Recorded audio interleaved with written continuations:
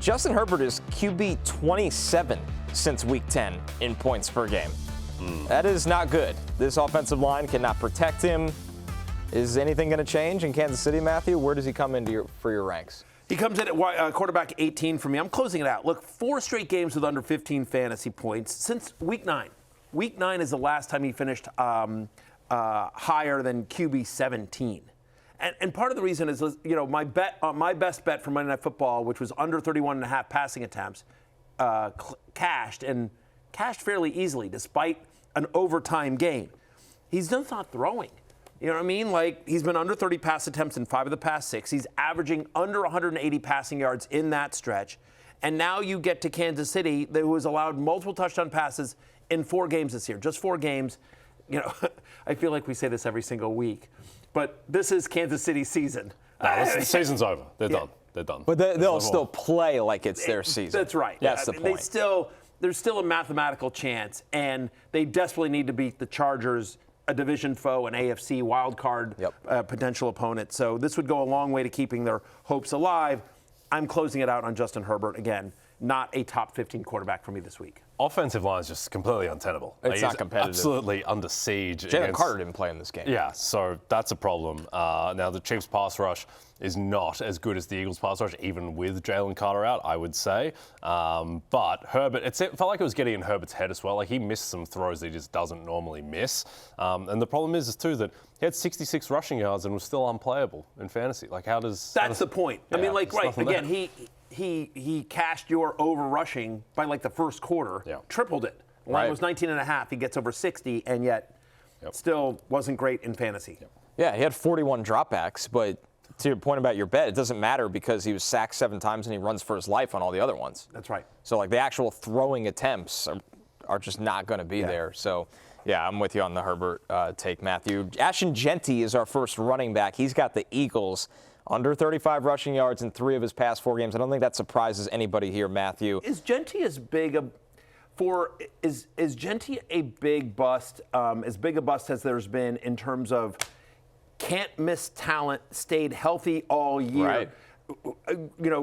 Referred to as a can't miss talent. The best running back prospect since Saquon Barkley.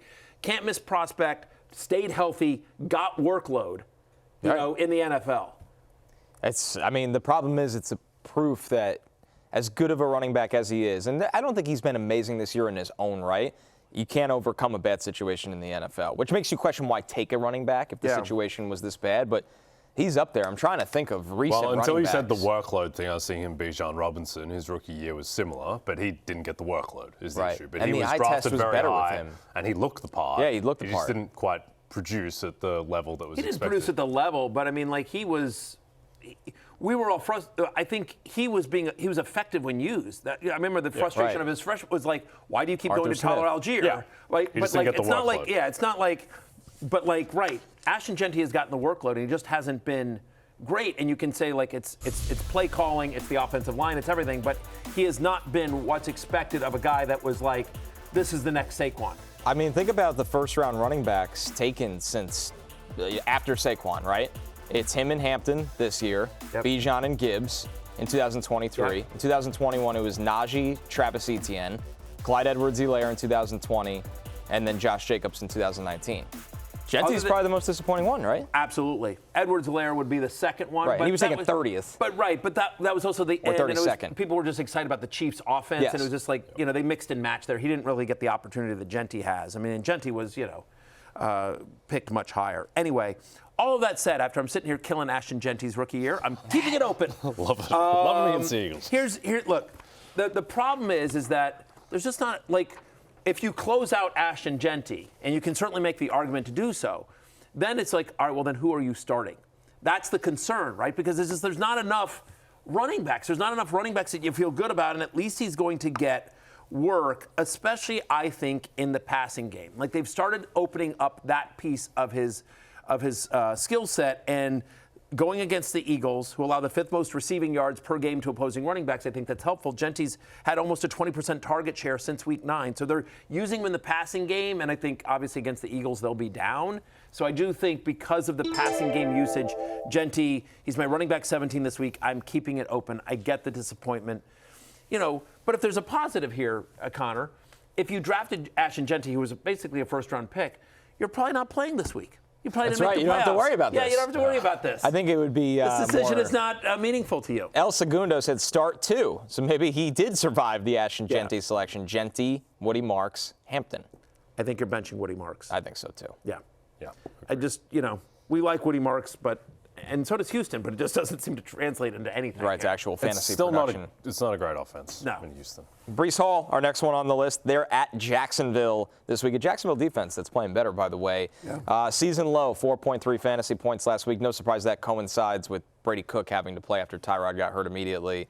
I feel like, Matthew, it's hard to answer this question right now without knowing who's starting for the Jets at quarterback. Yeah, totally agree. Jay, give me a second here. I'm going to consult with my Jets insider. Emmy losing Connor Rodgers. Is Brady Cook starting this week? What do you think? It's Wednesday. I have no idea. Yeah. Truly. Some insider you are. Yeah. Schefter I got just nothing tweeted out for you. Rivers might be starting on Saturday, on Sunday. Yeah. I would think that if I had to pick, I would say it's Brady Cook. A groin injury for a 37-year-old quarterback.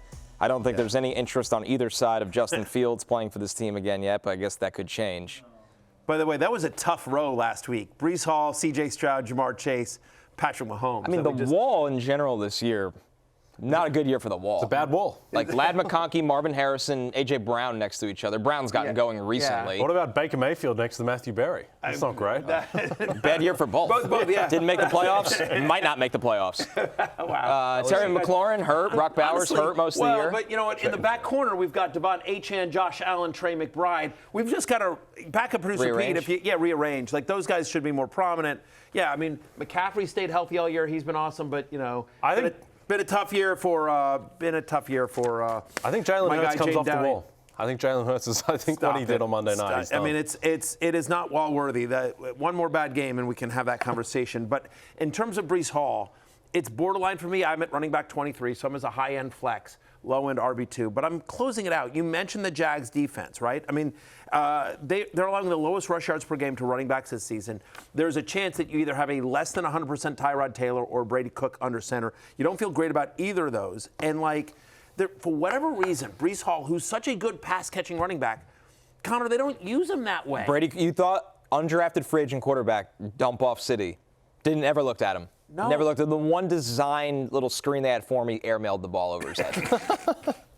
So, if anyone's out there, I'm still going to start Breece because I think he's going to get cheap receiving production. No. I have talked myself into that 10 weeks in a row, and it just doesn't happen. He's got, since week 10, he's had a double-digit target share once. For a team that's constantly in losing script, it doesn't make sense. And has Garrett Wilson on the shelf? What are we doing? I mean, if the Jets score 6 points in this game, no one would be surprised. No. Yeah. So I'm closing it out on Breece Hall. Yeah. If Tyrod does play, it would change. He will change in the rankings. So keep an eye on he'll move that. up a little bit, but I still don't feel great about it. I'd feel better about it, but I still wouldn't feel great about it. He'd still be a low-end RB2 for me, but not the flex play that I have Matt this week. Tony Pollard coming off a week where he was RB2 with over 28 fantasy points. He's got the Niners. Jay, this feels like a one-off, right? Yeah, I think it was fluky, particularly given it came against the best rush defense in the NFL. Now, he gets a better matchup against the Niners this week in theory, but as we look at his snap rate, it actually went down against Cleveland. It's just that they had, for the first time in what felt like forever, actual game script to run the ball. They were leading pretty much the whole way. And so, yeah, he puts up 28 fantasy points, but the reality is he's going up against a San Francisco team where the Titans are 12.5-point underdogs. You would not expect game script. When they are trailing, it's more of a Tyjae Spears show. All right, last week was the first time he's had 15 points in a game this season. It's not like, it's first time in a month. It's the first time this season, and I get it, but so you're probably like, oh, maybe the Tony Pollard I drafted is finally usable. I don't think he is. You mentioned the fact that they're double-digit underdogs, that they're likely going to use Spears here. 49ers, for all their defensive woes, have not allowed a rushing touchdown to an opposing running back in 6 of the past 8, and so that's the only way Pollard pays off for you. Against Cleveland, he broke the long one, but I'm closing it out. He's my running back 29, and as I talk about it, I might be too high on him at 29. By the way, Philip Rivers just walked up to the podium. If you're wondering how long he's been out of the NFL, his first words were he was excited that it wasn't on Zoom, the press conference. Exactly. So He had the it's been a one while. COVID year in Indy. Yep. I, for one, want to buy the rights to the movies. That's going to happen. Gonna The be 30 incredible. for 30 is coming. It's coming, Jay Croucher. Let's just hope it doesn't end as quickly as it did for Nemo's mother, as it did for Philip Rivers. Good Lord. Yeah. As it does You for ne- Philip Rivers in the for first the scene. record, you never actually see Nemo's mother. It's just implied. It's Fairly implied. heavy implication. It's kind of a tough start to the movie watching it with kids. Yeah. It's a very. Can I tell you? I'm going to. As long as it's a backup producer Pete show, I can derail this for a second. Oh, yeah. Go ahead. So there was this is back in my. Tell me what you guys think about this. I've never had a chance to tell this story. Back in my screenwriter days, there was a moment in time where Disney and Pixar divorced. You know, like they had a deal with Pixar, and then Pixar ended up going away. They ultimately ended up buying it. But there was a 2-year period there or something like that. There was a period of time where Disney and Pixar were apart. And so Disney still owned the rights to like all their sequels. Pixar was going to go off and do their own thing. So we got whatever was what ended up becoming Finding Dory ended up getting scratched. So they asked writers to come into Disney and pitch them ideas for a sequel to Finding Nemo. So our pitch, which I really liked, and then we really liked, and they were interested, and they're like, "Oh, that's super interesting." And then they ended up making the deal with Pixar, and so it went away because they're like, "Oh, Pixar's going to figure out what the sequel is." But the idea was that that the sequel is that that opening scene where there's all these eggs and they scatter, and they scatter. I say we look at that scene, we replay that scene, but from a different angle. And we notice that there is one egg that rolls all the way away and doesn't get destroyed, and that we see Nemo actually has a brother, actually has a sibling, whether it's a brother or sister. And somehow they discovered, I forget, it's been 15 years since we pitched this, maybe it was 17 years.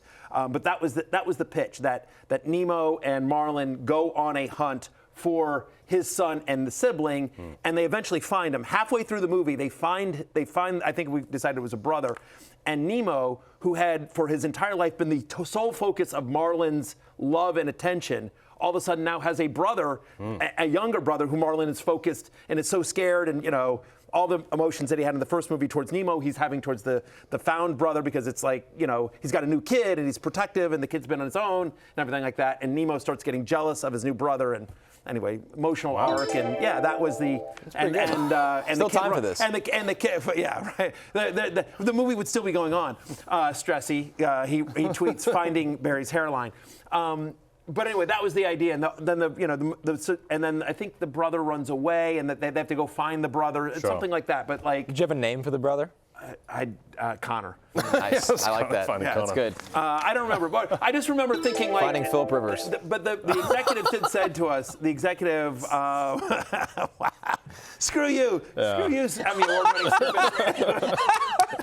Oh, Dev, this story makes me We wish can I was arrange Nemo's. that. Go ahead, read it. I screwed it up. Go ahead. Dev, of course, it's stupid, Dev. This story makes me wish I was Nemo's mother. Stupid Dev from the top rope. That's pretty good. Raise the flags asks, what's your pitch for Magnolia 2? Everyone's Nemo's mother. That's the pitch. God. Oh, wow. You know what? Whatever. I don't know. I thought that was actually very clever, and for whatever it's worth, the Disney executives really liked it. They said we've heard a ton of Finding Nemo sequel pitches, and the first time we heard that idea that turns out he has a brother, and everything. Anyway, so there you go. There you go. Never got made. Never got made. Yeah. But I really like It's that out one. I there. don't know, for whatever it's worth. And when am I ever going to have a chance to tell that story? No, maybe next year. I'm keeping it over to close it out. When Maybe Pete's Thursday. producing a show next week. Hey, it's Matthew Berry from NBCSports.com and RotorWorld.com, and I want to thank you so much for watching whatever it is you just watched, or if nothing else, being too lazy to click out of the autoplay after this video started, after whatever it is you actually wanted to watch finished. But now that you're here, I'd like to take a moment here to ask you respectfully now, okay? I'm asking you respectfully to subscribe to the NFL on NBC YouTube channel. You'll get the latest Roto-World fantasy news headlines, all sorts of great shows, including my own Fantasy Football Happy Hour. So go subscribe now. Again, I'm asking respectfully.